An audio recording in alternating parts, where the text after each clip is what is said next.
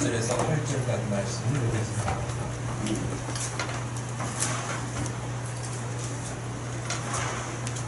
누가복음 18장 1절에서 8절까지 말씀입니다.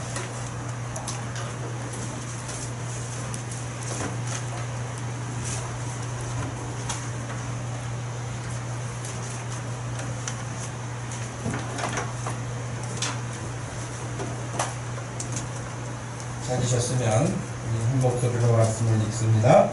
예수께서 그들에게 항상 기도하고 낙심하지 말아야 할 것을 비유로 말씀하여 이르시되 어떤 도시에 하나님을 두려워하지 않고 사람을 무시하는 한 재판장이 있는데 그 도시에 한 과부가 있어 자주 그에게 가서 내 원수에 대한 나의 원한을 풀어주소서 하되 그가 얼마 동안 듣지 아니하다가 후에 속으로 생각하되 내가 하나님을 두려워하지 않고 사람을 무시하나 이 과부가 나를 번거롭게 하니 내가 그 원한을 풀어주리라. 그렇지 않으면 늘 와서 나를 괴롭게 하리라 하였느니라.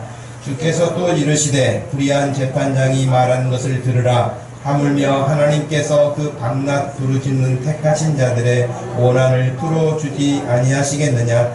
그들에게 오래 참으시겠느냐. 내가 너에게 이르노니 속히 그 원한을 풀어주시리라. 그러나 인자가 올 때에 세상에서 믿음을 보겠느냐 하시니라. 아멘. 낙심을 이기는 비결 5번째 시간인데요. 1절 말씀에서 그렇게 말씀하셨죠. 예수께서 그들에게 항상 기도하고 낙심하지 말아야 할 것을 비유로 말씀하셔 이르시되라고 되어 있습니다. 예수님이 직접 낙심하지 말아야 할 것을 우리에게 가르쳐 주시는 것이죠. 그러므로 오늘 본문의 중요한 8절까지 읽었습니다만은 이 본문의 중요한 핵심이 뭘까 하는 것입니다. 예수님이 이 말씀을 해주신 의도가 뭘까? 우리는 이 말씀을 지금 21세기가 되어서 듣고 있는데 이 시대에 이 말씀은 나에게 어떤 의미를 교훈하고 있는 것인가, 그렇게 생각할 수 있겠죠. 문제는 여기 뭐 재판관, 불의한 재판관이 주인공도 아니고요. 또 그렇다고 해서 원한을 풀어달라고 했던 그 과부가 주인공일 수도 없습니다. 문제를 다시 제기한다면 예수님이 왜 이 말씀을 해주셨을까라고 하는 것입니다. 왜 이 말씀을 하셨을까? 물론 1절 말씀만 생각하면 그냥 단순하게 항상 기도해야 된다고 하는 것을 가르쳐 주시기 위해서, 또 낙심하지 말아야 된다는 것을 가르쳐 주시기 위한 거잖아요. 그냥 이 말씀만 보면. 그렇죠? 근데 제가 질문하고 싶은 건 뭐냐면, 왜 예수님이 갑자기 항상 기도해야 될 것을 말씀하셨는지, 왜 하나님을 향한 그 백성들에 대하여서 왜 낙심해서 안 된다는 것인지를 말씀해 주셨냐는 거예요. 그러니까 다른 말씀도 많이 있겠지만 왜 갑자기 이 항상 기도할 문제와 낙심하지 말아야 할 문제를 지금 언급하고 계시느냐 하는 것입니다. 우리가 성경을 이해할 때요, 일단은 66권이라고 하는 성경의 큰 틀이 있죠. 성경에 큰 틀이 있어요.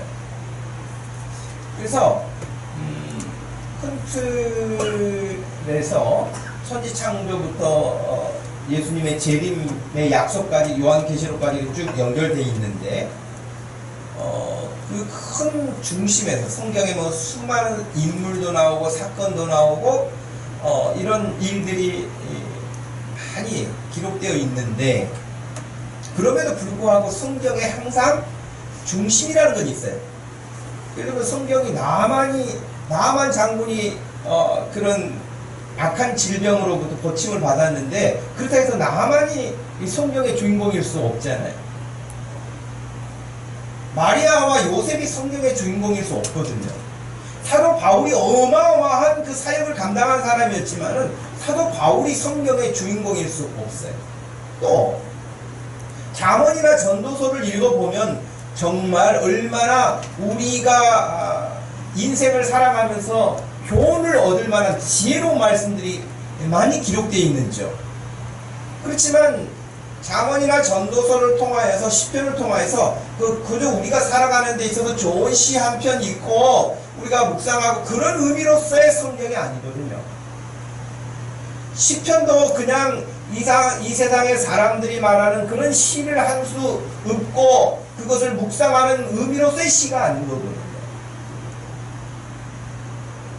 예수님은 엠마로 내려가던 두 제자가 예수님의 부활에 대해서 기대하지 못하고 예수님의 죽음에 대해서만 안타까워하고 있었을 때에 그들에게 말씀해 주시기를 모세와 선지자들과 시편에 기록되기를 인자가 고난을 받고 제3일에 다시 살아나야 할 것을 약속하지 않았느냐라고 반문하신 거예요. 자, 그렇다면 시편조차도 그냥 여호와는 나의 목자 신인에게 부족함이 없으리라 하는 그런 의미로서의 시를 낭송하는 것이 아니라 그 시편을 통해서도 우리를 구원할 예수 그리스도에 대한 메시지가 다 숨겨져 있다는 거예요. 그러므로 성경의 큰 틀로 놓고 보았을 때 예수님이 직접 말씀해 주신 것처럼 성경은 예수 그리스도에 대해서 증언하는 책이라 하는 것이에요. 요한복음 5장 39절 말씀에 너희가 성경에 영생이 있는 줄 알고 성경을 상고하는데 그 성경이 곧 내게 대해서 증언하고 있다라고 말씀하셨습니다. 그러므로 성경은 예수 그리스도를 증언하는 책이에요. 엄청난 사건과 인물과 교훈들이 담겨있고 역사가 있지만 그 모든 것들은 다 변두리 이야기고 그 핵심은 예수 그리스도를 증언하기 위한 책이다. 성경의 큰 틀을 보았습니다. 그 다음에 본문의 흐름이라고 하는 중간에 오늘 우리가 생각해 본다면 성경에 그런 큰 틀이 있지만 오늘 우리가 읽었던 성경 본문 이 누가복음 18장은 18장만 딱 독립되어 있는 게 아니에요. 누가복음 18장은 누가복음 전체에 다 연결되어 있는 거거든요. 그냥 누가가 이 말도 썼다 저 말도 썼다 그런 게 아니에요. 마태나 마가나 누가나 할 것 없이 누구든지 이 복음서를 성령의 감동함으로 인해서 기록할 때는 그 순서가 있고 뭔가를 메시지를 전해주고자 하는 목적이 있는 것이지 그냥 중언부언한 게 아니거든요. 그렇다면 왜 갑자기 제가 질문했잖아요. 왜 예수님이 갑자기 항상 기도해야 될 것을 말씀하셨냐는 거예요. 뭐 그냥 팔복을 말씀하신 것처럼 말씀도 하실 수 있잖아요. 혹은 또 다른 천국의 비유를 말씀도 하실 수 있잖아요. 그런데 그런 것을 하지 않으시고 왜 항상 기도해야 될 것을 말씀하셨을까? 그리고 더 나아가서 기도를 하는데 낙심하지 말아야 된다고 말씀하신 거예요. 그러면 이 말은 우리가 또 이면을 살펴보면 어떻다는 거예요? 기도를 하기는 하지만 낙심한다는 거예요. 예수님은 그걸 너무 잘 아는 거죠. 사람들이 기도를 하기는 한다는 거예요. 근데 항상 기도하지 않나. 기도를 하기는 하지만 항상 기도하지 않을 수도 있고요. 기도를 하기는 하지만 낙심할 수도 있고요. 그러니 항상 기도해라. 낙심은 하지 말아라 이 말이에요. 그러면서 그 항상 기도해야 될 이야기와 낙심하지 않도록 하기 위해서 한 가지 이야기를 들려주신 거예요. 자, 그렇다면 본문의 흐름은 왜 그러면 예수님이 그렇게 말씀하셨는가를 알아야 되고 이제 본격적으로는 우리가 읽었던 1절에서 8절의 이 본문이 그러면 우리에게 뭘 말씀해 주고 싶어 하는가에 대한 것을 찾아내는 것이 우리가 말씀을 들을 때 고민해야 될 부분인 것이거든요. 저는 이 성경 이렇게 말씀을 준비하면서 느껴진 건 뭐냐면 이 마태복음 24장에 보면 종말에 대한 이야기가 나와요. 세상 종말에 대한 이야기가 나오는데 누가복음에서는 누가복음 17장이 종말에 대한 이야기예요. 그래서 역사의 종말에 대한 이야기를 하시는데 예를 들면 누가복음 17장에 가면 이런 말씀이 나옵니다. 20절 바리새인들이 하나님의 나라가 어느 때에 임하나이까? 라고 물었어요. 하나님의 나라가 언제 임합니까? 하나님의 나라가 언제 완성됩니까?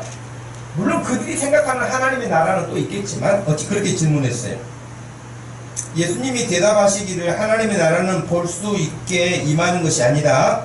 또 여기 있다 저기 있다고도 못하리니 하나님의 나라는 너희 안에 있느니라고 말씀하셨어요. 하나님의 나라가 너희 안에 있다. 또 제자들에게 이르시되 때가 이르리니 너희가 인자의 날 하루를 보고자 하되 보지 못할 날도 올 것이다.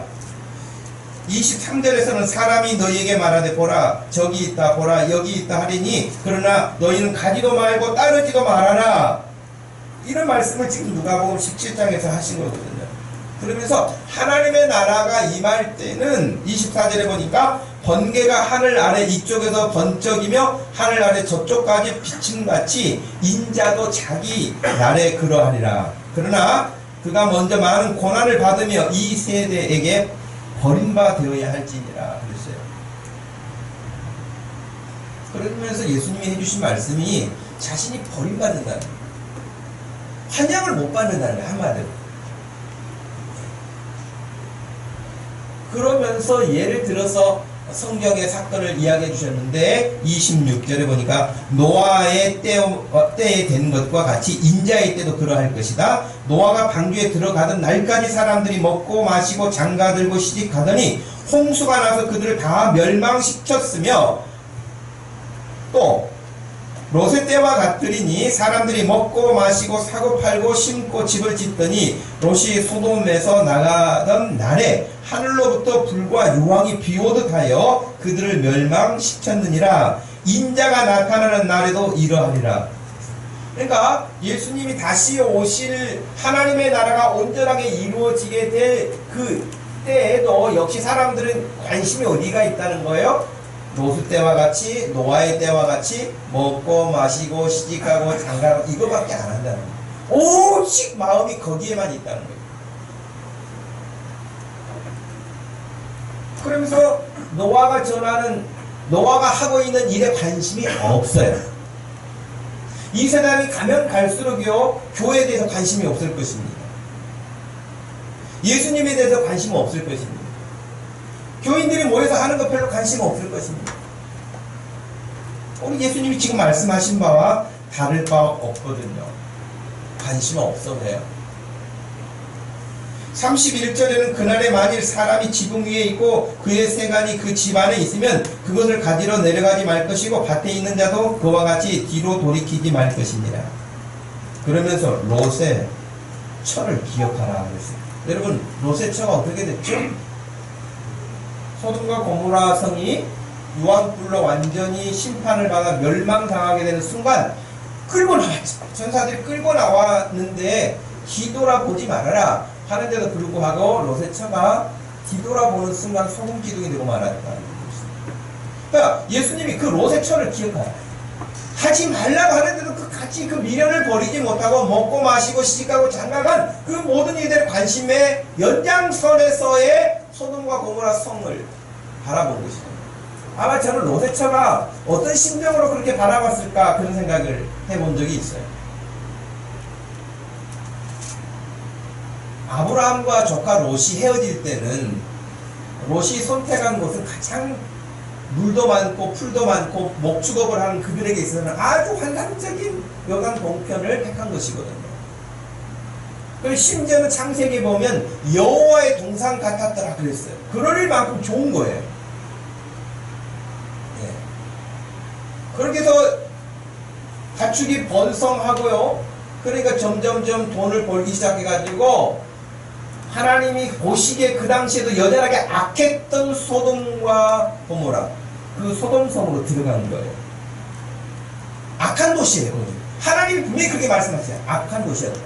그런데 롯이 돈을 벌고 돈을 벌어서 결국에는 거기까지 들어가는 거예요. 거기 가서 자기 집 사고 안정되게 이제 모든 것들을 갖추고 살고 그렇게 된 거잖아요.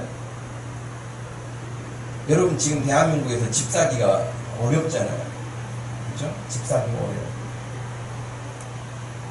근데 지금 대한민국에서 사람들이 가장 가서 살고 싶어하는 동네가 뭐 아무개 동네잖아요. 서울시 뭐 아무개 구 뭐 이렇게 이야기를 하잖아요. 그럼 만약에 여러분들이 정말 돈을 열심히 벌고 또 그렇게 잘 성공해서 정말 강남에 큰 어떤 저택을 받았다고 생각을 해보십시오. 빌딩을 사가지고 정말 아무것도 안 해도 빌딩 새 나온 것은이라도 평생 자손들까지 몇 대까지 먹고 살 만큼 그런 정도가 됐다고 생각해 보세요. 근데 그 도시를 다 놔두고 나가야 돼. 그러니 롯의 처가 그거 안 돌아보게 생겼어요. 어떻게 해서 우리가 강남까지 들어갔는데, 어떻게 해서 저 빌딩을 샀는데, 저기서 얼마가 나오는데 매달, 이 생각하면은 발걸음이 안 떨어졌을 거예요. 그러니 하나님께서 말씀하셨는데도 불구하고 뒤돌아보고 바로 소금기도로 심판을 받게 되는 그런 무서운 일을 당한 것이죠. 예수님이 이 말씀을 해주시면서 인자가 임할 때도 그럴 거라는 거예요. 롯의 처를 기억하라는 거예요.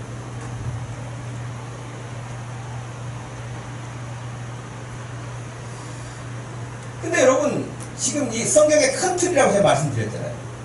근데 이스라엘 사람들은 아까 바리새인들이 물어본 것처럼 하나님의 나라가 언제 임합니까? 천국이 언제 이루어집니까? 우리 이스라엘이 언제 세상을 다 지배하는 날이 옵니까? 예를 들면 이런 거거든요. 그래서 예수님이 항상 기도하고 낙심해서 안 된다라고 말씀을 해주셨는데, 이스라엘 사람들은 구약 성도들이잖아요. 구약 성도들. 구약 교회 성도들. 이 구약 교회의 성도들이 늘 생각하는 하나님의 나라는 하나님이 말씀하신 하나님의 나라가 아니라 자기들이 생각하는 하나님의 나라가 있었어요. 오늘날도 마찬가지로 하나님이 말씀하시는 하나님의 나라가 있는데 그 나라는 별로 관심이 없고 자기들이 원하는 하나님의 나라가 있을 수 있다는 거예요. 교회를 다녀도 마찬가지예요. 내가 원하는 기독교 신앙, 내가 원하는 하나님, 내가 원하는 기도, 응답, 내가 원하는 방식의 신앙생활, 이런 게 있다는 거예요. 위험하죠?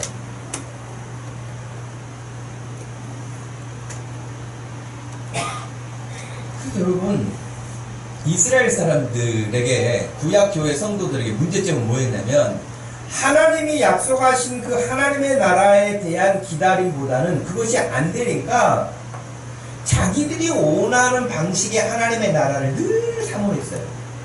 예를 들어볼까요? 모세가 하나님의 지시를 받고 시내산에 올라갔잖아요. 40일이 됐잖아요.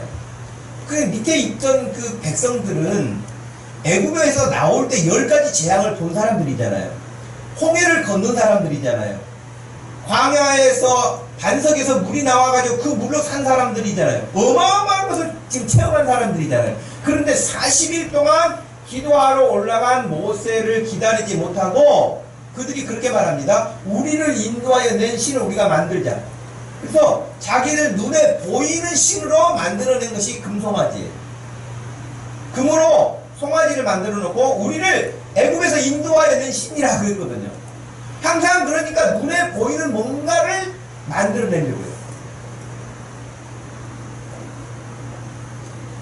하나님의 나라에 대해서도 마찬가지였던 거예요. 하나님이 원하시는 하나님의 나라는 구약이든 신약이든 똑같아요. 그건 뭐냐면 모든 피조물이, 모든 사람들이 하나님을 하나님으로 알고 하나님을 경외하는 거예요. 온 땅에 하나님을 아는 지식으로 가득 차는 거예요. 물이 바다 덮은 같이, 우리 여러분 찬양하잖아요. 그것처럼 온 세상에 하나님의 나라가 하나님을 아는 지식이 충만해서 하나님께 영광을 돌리도록 하는 것이 하나님이에요. 이방인도 유대인도 선택받은 자도 다 마찬가지거든요. 그게 하나님의 나라가 이루어지는 것인데, 유대인들은 여기서부터, 구약교회 성도들은 여기서부터 이탈하기 시작했어요. 우리만 특별한 거야. 항상 이스라엘만 특별한 거야. 자기들만 선민인 거야. 이방인들은 아주 함께 할 수 없는 존재들인 거예요. 늘 이런 식이었거든요. 그런데 자기들이 원하는 나라가 안 와요. 자기들이 원하는 나라는 뭐냐면 다윗 왕이 완전히 그 주변 나라들을 다 정복해가지고 다스렸던 것처럼 그렇게 힘있는 부강한 국가를 원하는데 맨날 주변 국가에게 당하는 거야. 자기네들이 다스리는 게 아니라 다스림을 받아. 그러니 늘 그들이 꿈꾸는 건 뭐냐면 다윗 왕과 같은 때의 시대가 빨리 도래하기를 원하는 거예요. 하나님의 나라가 그렇게 임하기를 원하는 거였어요. 근데 그 나라가 안 와요.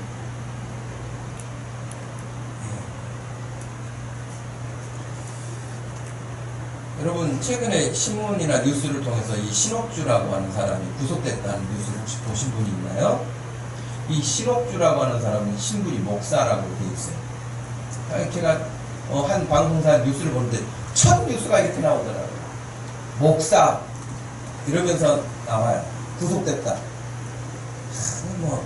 그런데 결국에는 여러분 이 신옥주라고 하는 은혜로 교회라고 이렇게 과천에 있어요. 이단인데 진짜 우리 합동 측에서도 이단으로 정죄를 했어요. 가르치는 것이 마땅하지도 않고 바르지도 않고 그러기 때문에.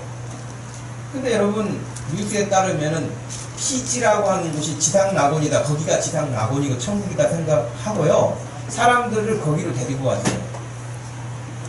거기가 천국이라는 거예요. 거기가 에덴 동산인가요? 거기가 하나님 나라인가요? 거기까지 몇 명이 간 줄 아세요? 400명이 갔어요. 거기 가는데 최소 비용이 얼마인 줄 아세요? 3천만 원이에요. 최소 비용이. 400명이 갔다니까요, 거기에. 그래서 여권 다 뺐고요. 뭐 그런 하나님의 나라가 있는가 보구나. 여권을 왜 뺏어? 그다음 거기다 농장 지어놓고 사람들 도망가지 못하게 하고, 그러다가 인천광에 들어오면서 바로 구속됐거든요. 11가지 제목이 있어요. 뭘까요? 왜 이런 일에 사람들이 많이 현혹될까요?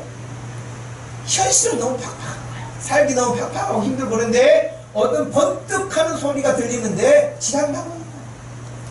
그러면서 그렇게 재난 다 가지고 오라고 하고, 이단들의 특징이죠. 이단들이 돈 많은 특징이 뭐냐? 재단 다 가지고 오라고 그래요.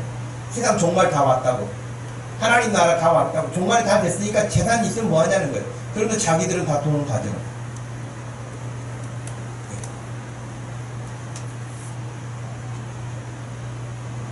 그래서 삶이 팍팍하니까 그들이 하는 말에 썰깃 넘어가는 거예요. 자기들이 만들어야 하나님의 나라. 아까 누가복음 17장 말씀에 하나님의 나라가 여기 있다 저기 있다, 이 사람이 이 말하고 저 말해도 따라가지 말라 그랬잖아요. 따라가지 마세요.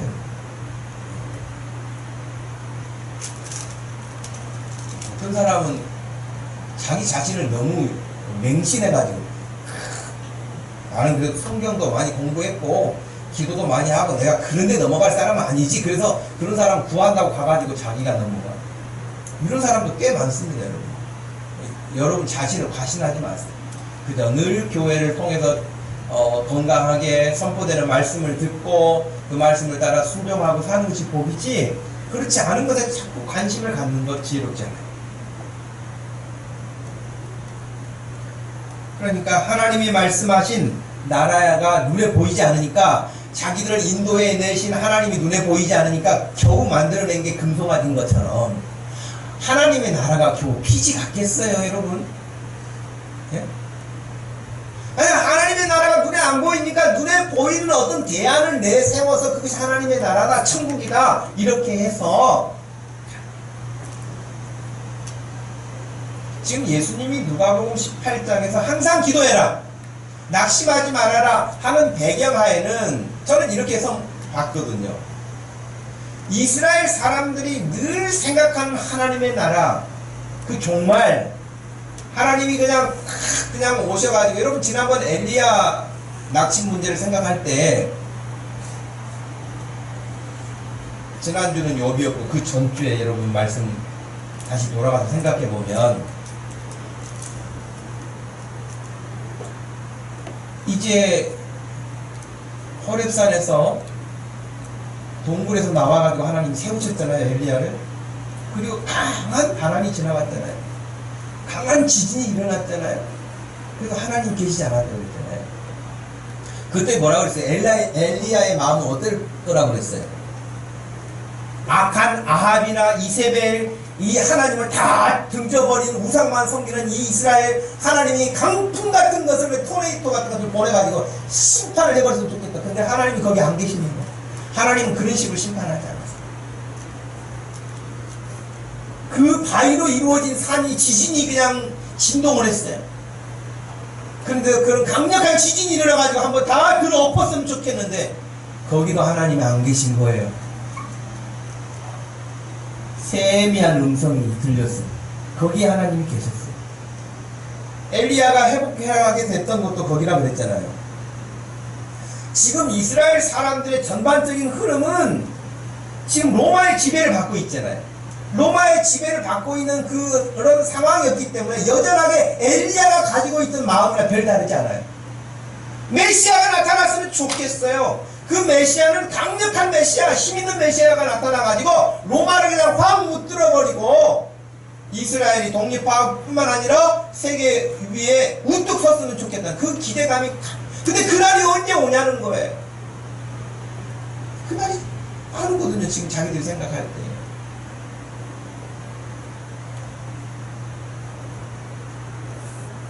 그래서 이 구약 성도들의 큰 문제점이 뭐였냐면 하나님이 말씀하시는 것을 귀담아 듣지 아니하고 자기들이 상상하고 소원하는 그런 하나님의 나라를 기대에다가 안 오면은요, 하나님이 그런 나라를 말씀한 게 아니다라고 선지자들이 늘 말했잖아요. 그러면 그런 선지자들은 잡아다가 때리거나 죽이거나 그랬어요. 자기들이 원하는 방식, 그렇지 않다고 가르쳐주는 하나님의 선지자들을 환영하지 않았어요. 예수님도 마찬가지지 않았습니까? 그러므로 지금 이 말씀을 듣고 있는, 누가복음 18장의 말씀을 듣고 있는 백성들, 바리새인들, 서기관들, 제사장들 다 포함되어 있는 사람들이죠. 너희들 기도를 하지. 여러분, 바리새인들의 기도를 어떻게 합니까? 누가복음 19장에 가면은 또 이제 기도하는 장면도 나오잖아요. 세리 기도와 바리새인의 기도 나오잖아요. 사람들이 잘 보일 수 있는 높은 곳에 올라가가지고 옷도 그냥 우리는 두루마기 같은 그런 옷으로 완전히 자기 몸을 다 치장하고 소리를 높여서 손을 들고 하늘을 쳐다보면서 기도하는 거 다 알아. 그렇게 기도한다. 그래, 너희들 그렇게 기도하지? 그런데도 불구하고, 그렇게 기도하는데도 불구하고 하나님이 원하시는 것과는 늘 거리감을 가지고 있었던 사람들이었습니다. 그래서 주님이 골방에 들어가서 기도하라고 가르친 적도 있으시지만 오늘 말씀에서는 항상 기도해라, 기도하는데 낙심하지 말아라 하는 것은 이렇게도 해석할 수 있는 거예요. 너희가 항상 하나님이 원하시는 뜻을 따라서 구하라. 그리고 하나님이 원하시는 때를 따라서 이루실 것이니 낙심할 거 없다, 이 말이에요. 네가 정한 때, 네가 원하는 방식이 아니에요. 여러분 마찬가지예요. 저는 글쎄, 저 개인적인 신앙에 있어서는 어떤 그 신앙 기본 고백이 있냐면, 여러분 저나 여러분이나 인생이 짧잖아요. 뭐 100세 시대를 산다고 하지만 짧잖아요. 짧은 인생이 얼마나 짧겠습니까? 이 짧은 인생 가운데, 내가 살고 있는 이 인생 가운데 하나님의 나라가 어떻게 다 이루어지겠어요, 여러분? 그건 말도 안 되는 이야기예요. 아니, 처음부터 말이 안 되는 이야기인 거예요. 여러분, 그럼 우리 전에 살았던 사람도, 그 전에 살았던 사람들도 다 마찬가지지 않아요? 내가 살던 시대에 다 모든 것이 이루어질 것처럼 생각해요. 그렇지 않아요? 아브라함은 어떻습니까? 아브라함은 갈대아 우르를 떠났잖아요. 본토를 떠났잖아요. 친척집을 떠났잖아요. 아비집을 떠났잖아요. 아무도 모르는 곳에 가게 됐잖아요. 그렇게 해서 그러면 그가 그렇게 하나님의 말씀에 순종해가고 가서 거기 갔던 곳이, 아브라함이 가는 곳에 하나님의 나라가 완성됐나요? 아브라함은 씨를 뿌리는 수준의 정도밖에 되지 않았잖아요. 네 자손의 4대가 지난 다음에 다시 여기로 돌아올 것이다 그랬잖아요. 아브라함이 아니라니까요. 아브라함 아들도 아니라니까요. 손자의 손자가 4대가 지나도 돌아오게 될 거라고 말씀하셨어요. 그러니 그냥 내 세대에 뭔가 뒤집어질 거라고 생각하지 말고 늘 하나님이 하시는 일에 여러분 관심을 가지시길 바래요. 그냥 하나님이 하시는 일에 관심을 가지고 살다가 그냥 주님이 부르시는 날 가는 거예요. 우리 인생이. 뭐 내 시대에 그냥 하나님 북방 개척을 다 하겠습니다. 세계 복음 다 전파하겠습니다.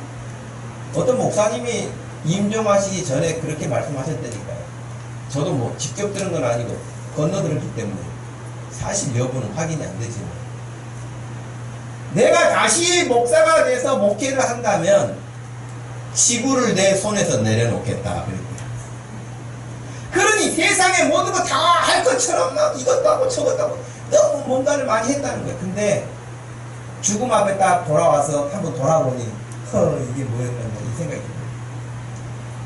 그냥 좀 이건 좀 내려놓겠다. 여러분 인생 너무 막 욕심내가지고 그럴 거 없어요.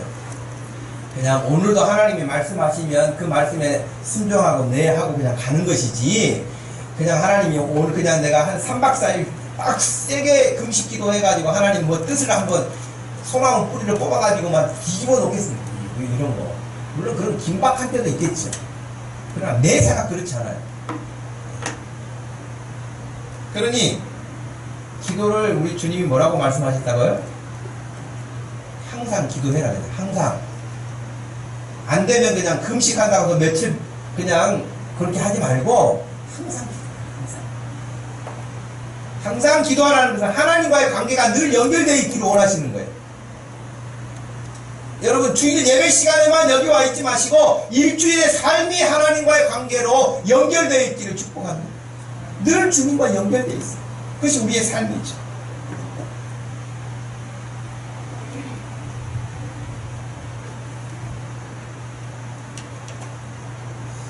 팀 켈러 목사님이라는 분이 쓴 고통에 답하다라고 하는 책이 우리나라에 번역도 되어 있습니다만은, 현대인들은 세상의 만연한 고통과 악에 대한 두려움을 애써 묻어두고 불안한 마음을 온갖 것들로 바쁘게 채워가면서 살아간다. 그렇게 표현을 했어요. 예를 들면 그런 정확한 표현일지 모르겠는데, 여러분 집 사기 아까 어렵다고 그랬잖아요. 그러니까 아예 집 사는 거 포기하는 사람들도 있대잖아요. 그런 사람들 어떻게 살죠? 일단 차를 중고로 사요. 집은 포기하고, 집보다는 차가 더 싸니까 일단 집 사고, 그냥 어떤 집을 포기하니까 쓸 돈이 좀 더 생기는가 봐요. 집에 집착을 안 하니까. 그리고 우선 삶에 즐기면서 사는 것으로 돌아서요. 지금 킹켈러 목사님이 이야기했던 것처럼 현대인들은 세상에 만연한 고통, 악에 대한 두려움을 애써 묻어두고 불안한 마음을 온갖 것들로 바쁘게 채우면서 살아가요. 그러니까 다른 것들로 채우는 거예요. 고통의 문제가 여러분 다가오고 그러면 그 고통의 문제를 정면 맞닥뜨려서 하나님 앞에 그 문제를 가지고 하나님 이게 무슨 일이죠? 라고 묻고 나가야 되는데, 이것은 가능한 대로 피하려고 하는 거예요. 이것은 가능한 대로 피하려고. 그러다 어느 날 갑자기 고난이 닥치면 그제야 비로소 멈춰서서 자신이 자기의 삶을 마음대로 할 수 없다는 것을 인정하기도 한다는 거예요. 우리의 실상이 여전히 이런 여실함으로 드러나게 되는 이 인생의 풀무불을 어떻게 바라보고 맞이하고 또 통과할 것인가. 어두운 세상에서 절망에 무릎 꿇지 않으려면 반드시 도움이 필요하며, 결국 진정한 도움은 인간의 지식과 경험, 재물, 능력이 아니라 영적인 것일 수밖에 없다는 것을 강조해요. 그 책에서. 결국에는 이게 다 손을 들게 된다는 거예요. 그동안은 이런 것도 피하고 저런 것도 피하고 그냥 다른 것들로 대신 만족을 하면서 살았는데, 그런 것들도 어쩔 수 없는 딱 문제에 직면하게 되면 자기의 근본적인 것을 돌아봐요, 사람들. 그리고 차도 아니구나, 집도 아니구나, 돈도 아니구나, 인맥도 아니구나 그러면서 아무것도 자기에게 도움이 안 된다는 사실을 절감하는 순간이 온다는 거예요. 결국 이것은 영적인 문제구나 라고 하는 것을 깨닫게 됩니다. 그러면서 계속해서 이렇게 말을 합니다. 하나님과 함께 고난을 통과한다는 말은 눈앞의 문제와 괴로움, 두려움에서 즉시 구원을 받는 경험을 의미하는 것이 아니다. 더구나 고난을 극복하는 일련의 단계나 매뉴얼 조리법 같은 것은 없다고까지 말을 합니다. 여러분, 케이스 바이 케이스라고 여러분 사람마다 다 다르잖아요. 어떤 사람은 이런 문제가 가장 큰 문제고 이 사람은 이 문제가 가장 큰 문제고, 그러니 고난당하면은 매뉴얼이 있어가지고 이렇게 하면 딱 해결된다 그런 것이 없다는 거예요. 여러분의 문제도 다 마찬가지일 거예요. 지금 예수님을 믿고 의지하고 기도하면서 감사하고 사랑하고 소망하면서 날마다 규칙적으로 걷는 활동을 꾸준히 되풀이할 때만 찾아오는 느리고 점진적인 발전이라고 그렇게 이야기를 하면서, 그 티켈러 목사님이 그런 이야기를 하면서, 더없이 캄캄하고 메마른 시기를 지나며 하나님을 조금 더 느낄 수 없을지라도 그분은 여전히 거기에 계신다. 고난에 맞서는 기본 중에 기본이 여기에 있다. 욥처럼 하나님을 찾고 그분께 나아가야 한다. 풀무불을 나란히 통과해 반대편으로 데려다 주실 분은 오직 참 하나님 그분밖에 계시지 않는다는 것을 믿는 것이다. 그렇게 이야기를 했어요. 그러니 여러분이 어떤 힘들고 어려운 일을 만났다고 해서 기도 그냥 며칠 하니까 달칵 그 문제가 해결되거나 맞는 기처럼 그냥 다 되는 게 아니고, 그냥 그 고난이 왔고 어려움이 왔으면 그 문제를 가지고 하나님께 말씀드리는 거예요. 하나님, 저한테 이런 문제가 왔어요. 이 문제를 어떻게 해야 될지 모르겠어요. 그러면 그 문제 네가 알아서 해라. 하나님 그러시잖아요. 하나님이 그 여러분들이 말씀하시고 기도할 때에 그 문제를 하나님이 함께 가지고 가세요. 믿습니까? 그러니 하나님께 말씀드리라는 거예요. 전전긍긍되지 말고 여러분의 문제를 가지고 하나님께 말씀을 드리면 하나님이 그냥 당장의 모든 것을 해결시켜 주시는 건 아니지만 하나님이 그 문제를 같이 가지고 가세요. 여러분과 함께. 그리고 결국에는 그 고난과 힘들고 어려운 문제를 통과하게 하시는 분이 하나님이세요. 통과하게. 거기에 머물러서 거기에서 죽게 만들지 않아요. 통과시키세요.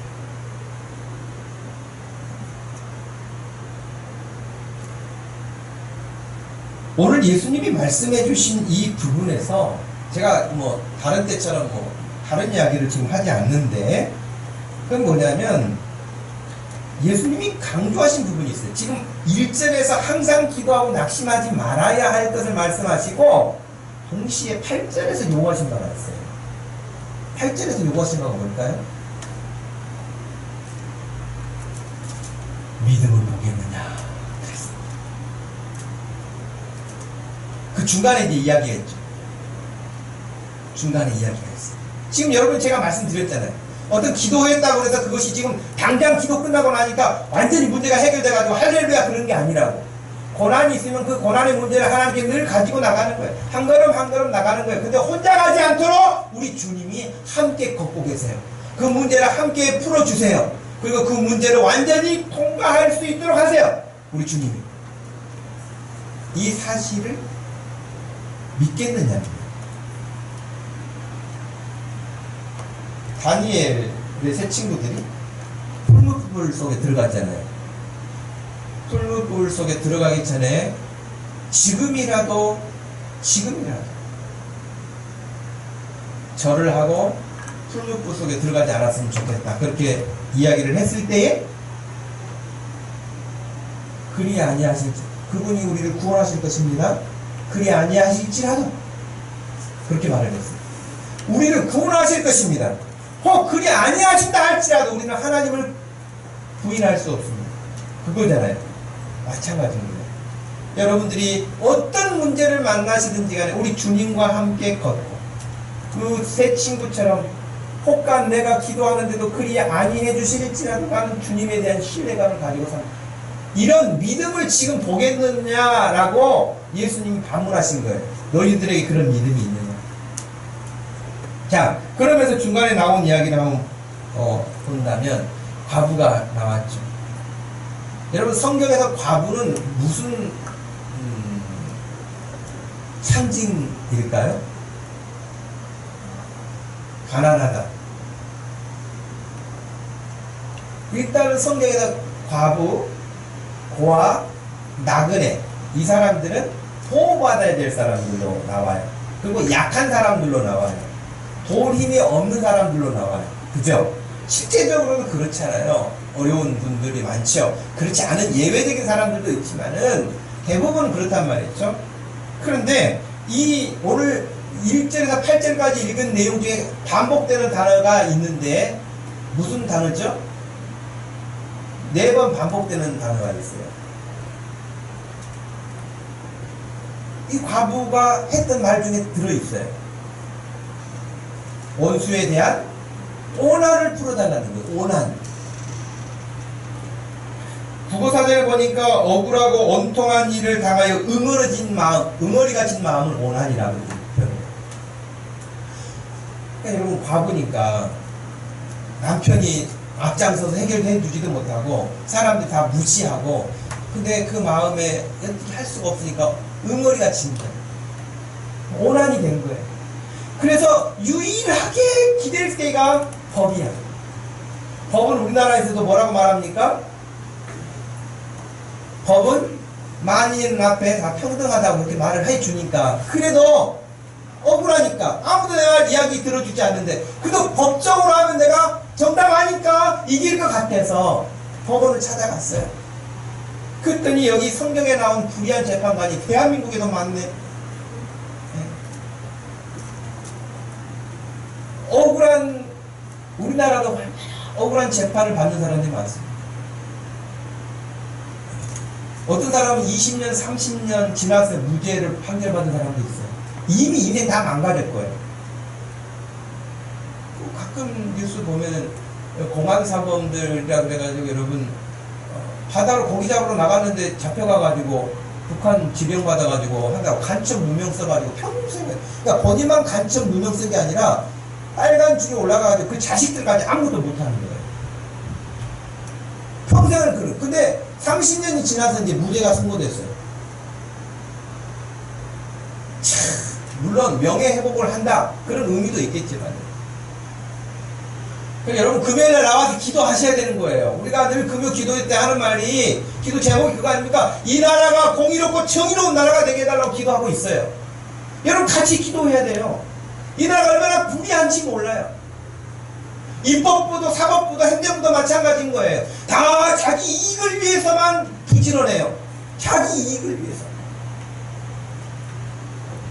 지금 여러분 국회에 10,000건 이상의 법을 지금 제정하려고 했는데 10,000건 이상이 처리가 안 되고 있대잖아요. 근데 지금 8월 휴가 기간이라고 하나도 처리 안 한다는데 지금 우리 막 너무 더워가지고 전기세 때문에 누진세 어떻게 해달라 조정해달라 하고 지금 올라온 곳이 엄청 많은데도 8월 말 가가지고 이제 국회 연다는 거예요. 휴가가 되기 때문에 안 된다. 지금 백성들은 지금 죽겠는데 10,000건 이상이나 계류되어 있고 아예 통과하지도 못할 뿐만 아니라 아예 심사도 안 하는 법정 입법부는 그렇고 사법부는 다 자기들 이익 따라가지고 재판까지도 이 불의한 재판관은 그래도 나아요. 오히려 성경에 나온 불의한 재판관은 낫더라고. 내가 읽어보니까 자기를 너무 귀찮게 할 것 같으니까 그래도 들어주잖아요. 근데 이 나라의 재판관들은 그런 재판관들이 별로 없어요. 다르게 한 사람도 있지만 나쁘게 한 사람들이 더 좋은 자리 차지하고 있어가지고 이렇게 어렵게 만드는 구조들이 얼마나 많습니다. 너무나 억울한 거예요. 이 과부도 자기의 원수에 대한 오난을 풀어달라고 얼마 동안 가서 계속 했는데 지금 기간은 나와 있지 않지만 이 불의한 재판관이 얼마 동안은 무시했어요. 하나님도 두렵지 않고 사람도 두렵지 않은 하나님도 무시하고 사람도 무시하는 그래 아나무인 아닙니까 한마디로. 그런데 하나님도 두려워하지 않을 만큼의 양심이 굳어있는 사람이에요. 사람도 두려워하지 않을 만큼의 인간성이 없는 사람이에요. 그런데도 불구하고 자기를 괴롭힌다는 거예요. 맨날 와가지고 들어달라니까 그거 귀찮아서 들어주겠다는 거예요. 옳고 그름에서가 아니라 귀찮아서 자기 귀찮아서. 그래서 원래 어떤 성경학자들은 그렇게 이야기를 해요. 4절에 그가 얼마 동안 듣지 않으나 후에 속으로 생각하되 내가 하나님을 두려워하지 않고 사람을 무시하지만 이 과부가 나를 번거롭게 하니 내가 그 원한을 풀어주려. 그렇지 않으면 늘 와서 나를 괴롭게 할 것이다. 괴롭게 할 것이다 라고 하는 그 성경의 원문을 어떻게 번역하기도 하냐는 의미를, 권투 선수들 여러분 하면은 권투 선수들이 주로 공격하는 데가 눈 주변. 일단은 눈을 공격해가지고 보지 못하게 만들고 피가 낭자하죠. 그러니까 이 괴롭힌다는 것은 눈 밑에를 계속 바늘 같은 걸로 찌른다는 의미예요. 바늘로 여러분 눈 밑을 계속 찌르면 어떻게 되겠어요? 얼마나 고통스럽겠어요. 그리고 이 사람은 또 자기 나름대로 체면을 가지고 사는 사람인데 바늘로 찔러가지고 이게 다 시퍼렇게 멍들어 있으면은 사람들이 자기를 어떻게 마누라한테 맞았나? 그러면 예를 들면 사회적 지위적으로 봤을 때 얼마나 창피하겠냐는 거예요. 그러니까 자기 체면, 자기가 괴롭기 때문에 그 사람 과부를 생각해서가 아니에요. 자기를 생각해서 한다는 거예요.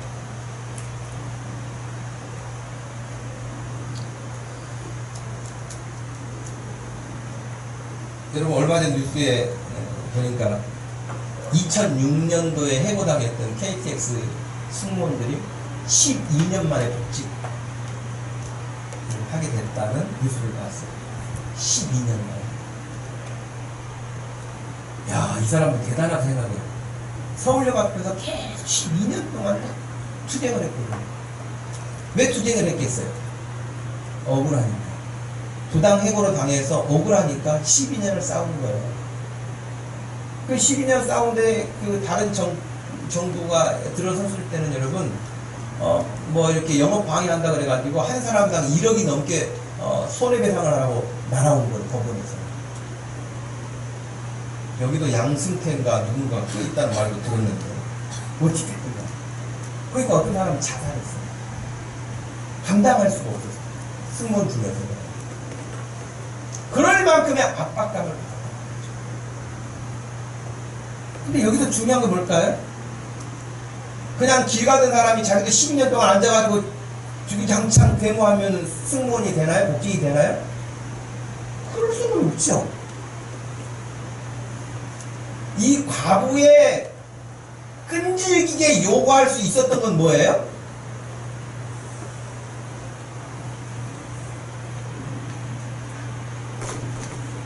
과부가 끈질기게 요구할 수 있었던 게 뭐예요? 정당성. 자기에게 정당함이 있었던 거예요. 그것이 지금 억울하게 돼서 오난이 됐지만 자기에게 정당성이 있었던 거예요.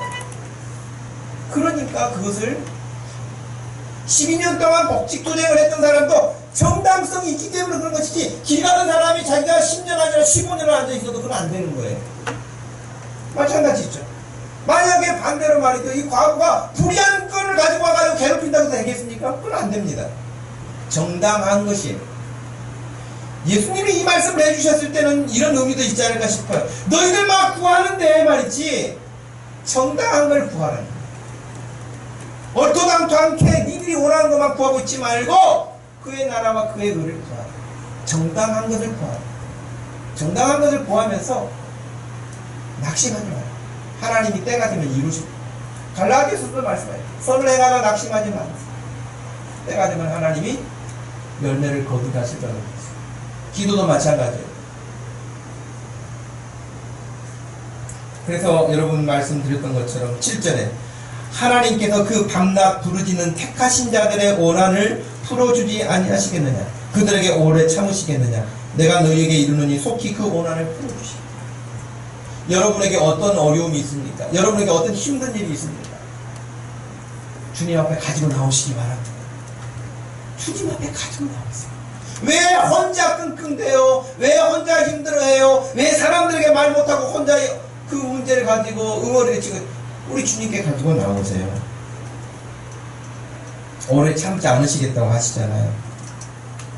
대신 내가 이 문제를 가지고 왔을 때 그것을 이 불의한 재판관도 귀찮아서 풀어주는데, 우리 하나님은 그 재판관과는 비교할 수 없는 선하신 분이요 좋으신 분인데, 여기 7절 말씀과 같이 하물며 하나님께서 그 밤낮 부르짖는 택하신 자, 자기 백성. 그리고 금요일날 여러분 기도회 때 말씀 생각나는 게 있지 않으세요? 이 말씀과 하나님이 사무엘이 그랬잖아요. 백성들이 우리를 위해서 대신 기도해달라 그랬잖아요.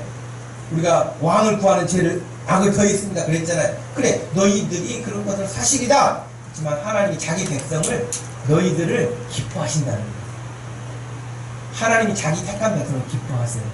여기 있는 여러분들 졸고 있어도 믿지는 않으실 거예요. 네. 기뻐하실 거예요. 네. 힘들어 지쳐있을 때도, 이런 때 저런 때도 여러분들을 보고 주님은 여전하게, 목사는 화가 날 때가 있지만 주님은 화는 안 내실 거라고 생각해요. 그렇게 믿으시길 바랍니다. 목사는 화가 날 때가 있어요. 난 예수님이 아니니까. 근데 예수님은 저라도 걔 왔잖아. 안 온 게 넌 더 좋냐? 나한테 그렇게 물어보실 때가 있어요. 하나님, 집사님은 맨날 졸아요. 맨날. 제가 설교를 지루하게 해서 좋은 게 아니라 초장부터 졸아요. 그 집사님은. 제가 하나님께 그렇게 말씀드린 적이 있거든요.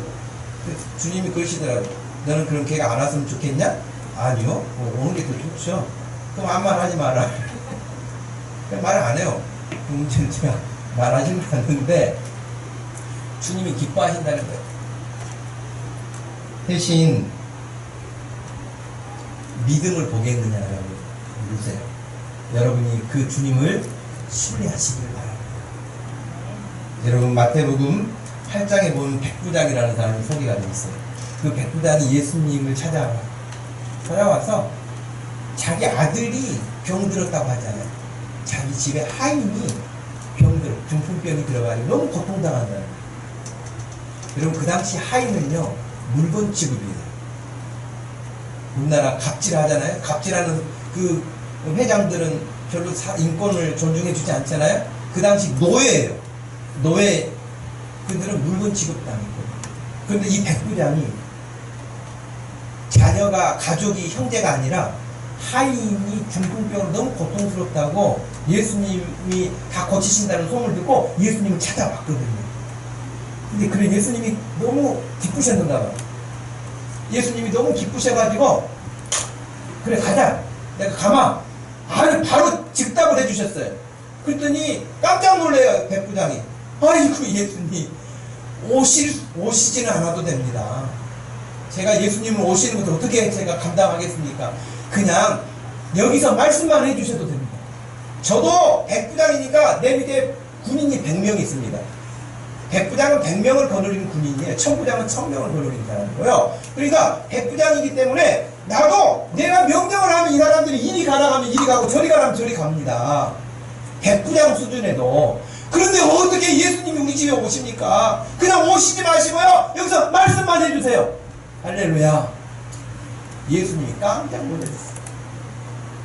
이스라엘 사람 중에서도 이런 믿음을 내가 본 적이 없어. 이스라엘 사람 중에서. 이방인이라는 거예요. 근데 이런 믿음을 보인 거예요. 예수님이 8절에 불의한 재판관의 이야기를 들려주시면서 그 과부의 오난을 풀어주는 이야기를 들어주시면서 우리에게 말씀하시면서 그런데 너희들 인자가 올 때 믿음을 보겠느냐? 라고 물으셨어요. 여러분 불의한 재판관도 찾아가서 억울함을 풀어달라고 하는데 우리 좋으신 하나님 앞에 왜 아무 말 않고 우리가 지내야 되겠습니까? 주님 앞에 여러분 기도하시고 우리 주님 앞에 항상 기도하고 낙심하지 말라고 하신 이 말씀을 마음에 품으시고 우리 주님 앞에 감사하면서 한 걸음 또 한 걸음 우리가 나가는 줄로 믿습니다. 우리 주님이 우리를 고난 중에 멈춰 있도록 하지 않습니다. 야고보서 5장에 너희 중에 고난 당하는 자가 있느냐 그는 기도할 것이요 즐거워하는 자가 있느냐 그는 찬송할지니라.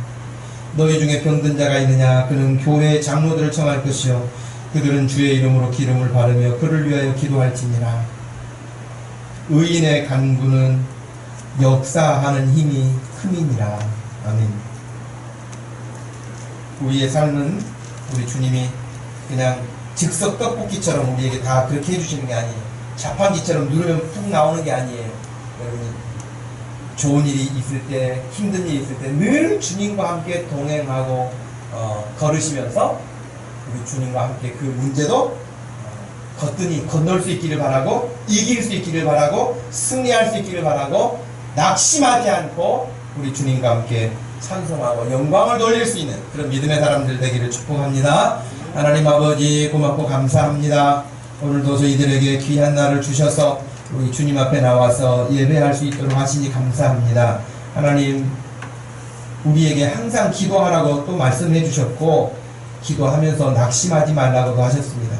내가 정한 방식, 내가 원하는 방식으로 기도하지 말고 하나님이 원하는 방식으로, 하나님이 뜻하시는 것을 찾아서 우리에게 구하도록 말씀에 귀를 기울이도록 하셨사오니, 하나님, 우리 모든 성도들이 지금 당하는 힘들고 어려운 일 때문에 전전긍긍되는 것이 아니라 우리 주님 앞에 나와서 마음껏 부르짖고 기도할 수 있는 믿음이 되게 하여 주옵소서. 반드시 그 문제를 풀어주시고 그 문제를 뛰어넘게 하여 주시고 그 문제를 통과하게 하여 주시는 우리 주님이 계심을 기억하게 해 주시고, 어떤 상황에서도 낙심하지 아니하고 기도하는 사람들 다 되게 하여 주옵소서. 예수님의 이름으로 기도하옵나이다. 아멘. 다 같이 자리에서 일어나셔서 우리 찬양합니다.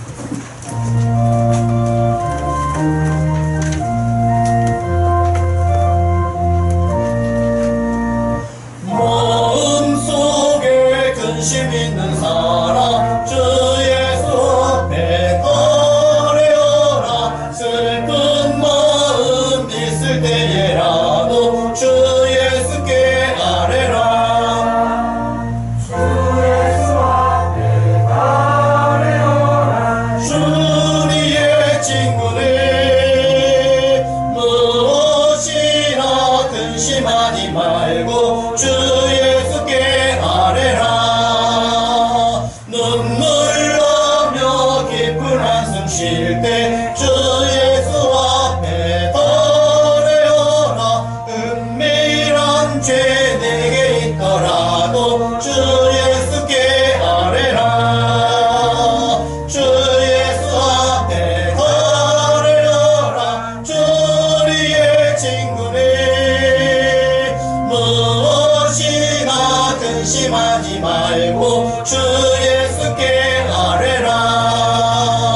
외로움과 두려움 있을 때 주 예수 앞에 아뢰어라.